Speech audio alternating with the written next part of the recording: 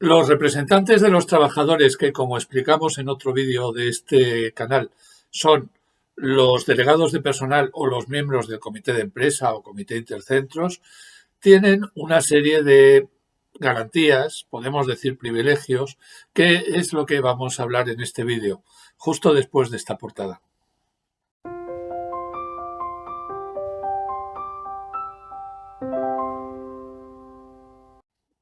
Como hemos dicho al principio, en este vídeo hablamos de las garantías, podemos decir incluso privilegios, que tienen los representantes de los trabajadores, los delegados de personal o los miembros del comité de empresa, o en su caso, cuando lo haya, los miembros del comité intercentros.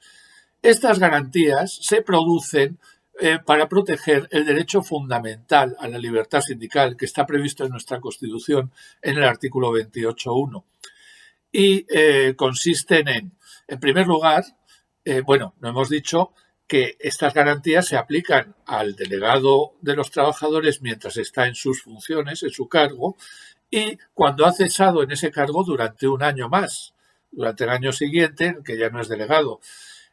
Y además también se aplican a los candidatos a las elecciones al comité de empresa o a delegado de personal que vemos en otro vídeo, mientras son candidatos y hasta que son elegidos o no. Si son elegidos, continuarán teniendo esas garantías y si no, ya no.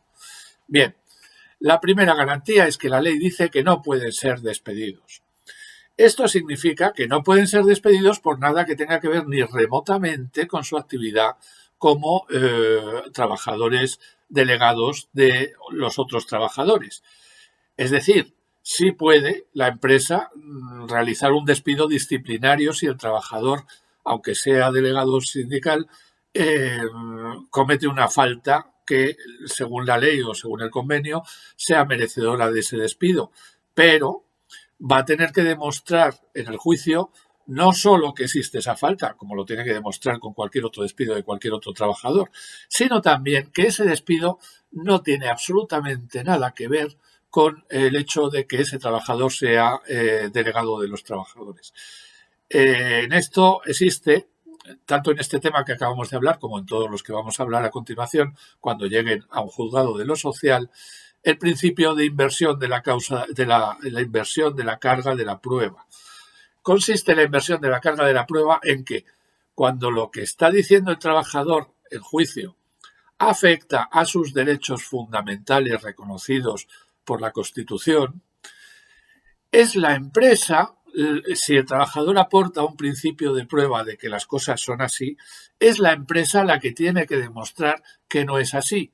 Es decir, aunque el trabajador sea demandante y el trabajador sea el que alega que se han violado sus derechos, con que tenga un mínimo indicio de que se han violado sus derechos, a partir de ahí ya no es él el que tiene que demostrar que se han violado, es la empresa la que tiene que demostrar que no se han violado. Bien, esto del despido ya lo hemos resuelto. El trabajador no puede ser despedido por nada que tenga que ver con esto. Una segunda garantía es que el trabajador no puede verse afectado en su promoción profesional o económica. Es decir, por ser representante de los trabajadores, este trabajador tiene que mantener, igual que si no lo fuera, sus condiciones de trabajo, su formación, sus ascensos, todo lo que tiene que ver con la promoción tanto profesional como económica, y no puede afectarle el hecho de ser representante de los trabajadores. Una tercera garantía es la libertad de expresión. La libertad de expresión la tienen todos los trabajadores como la tienen todas las personas, pero especialmente los delegados de los trabajadores que pueden y tienen derecho a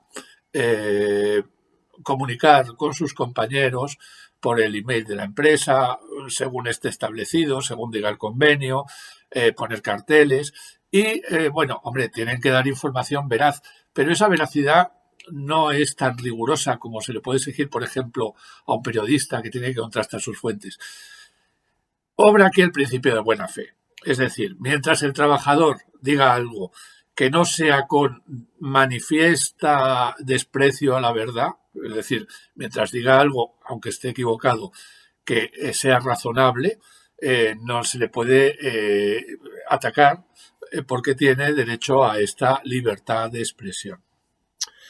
Bien, otra garantía más es que para sancionar al trabajador por una falta grave o muy grave, cuando es delegado de sus compañeros, es preceptivo un expediente disciplinario previo.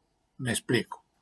Cuando la empresa sanciona a un trabajador, por ejemplo, le despide por un despido disciplinario, pero no solo, también si le impone una sanción grave o muy grave de suspensión de empleo y sueldo o de lo que sea, que dentro de lo que esté permitido en el convenio, y este trabajador es delegado de los trabajadores, si no lo fuera, le puede imponer la sanción y el trabajador puede impugnar esa sanción ante el juzgado de lo social normalmente.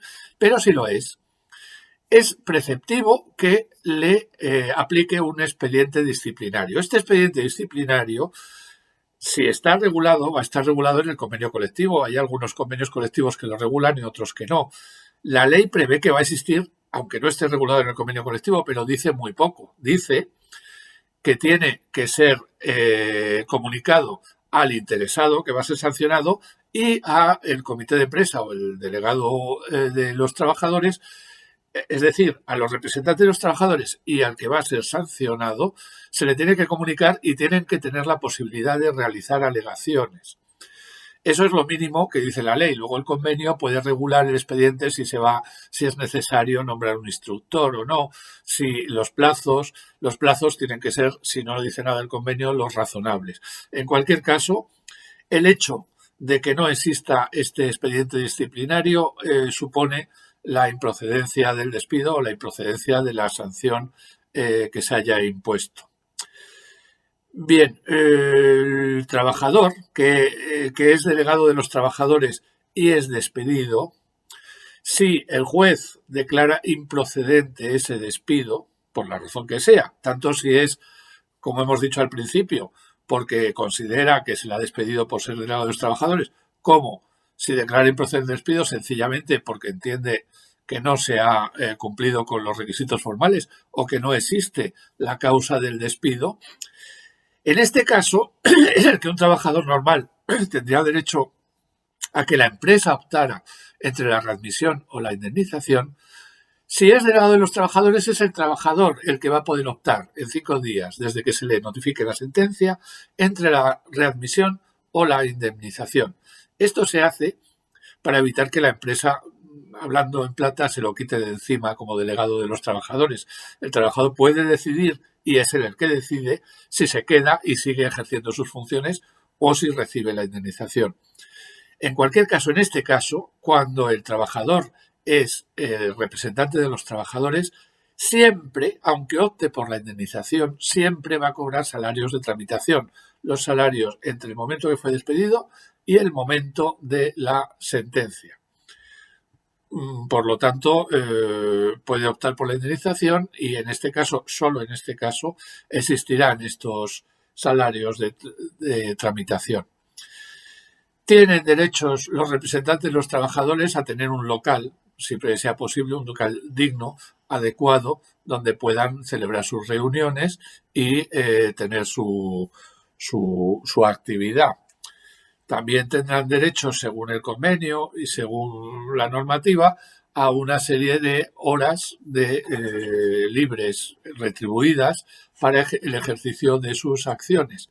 Y por último, los delegados de los trabajadores, en el caso de que exista un despido colectivo o un traslado o cualquier tipo de modificación sustancial colectiva de las condiciones de trabajo, tienen prioridad para permanecer. Es decir, si hay un ERE, si se despide a una serie de trabajadores, el delegado de los trabajadores tiene derecho a, dentro de lo posible, no estar incluido en ese ERE.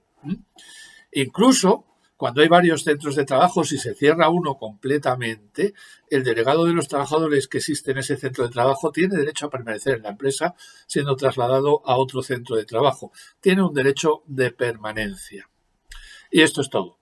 Si les ha parecido bien esta información, denos un me gusta y deberían suscribirse a este canal, ahí tienen el botón, porque pueden encontrar otros muchos temas interesantes sobre derecho laboral. Muchas gracias.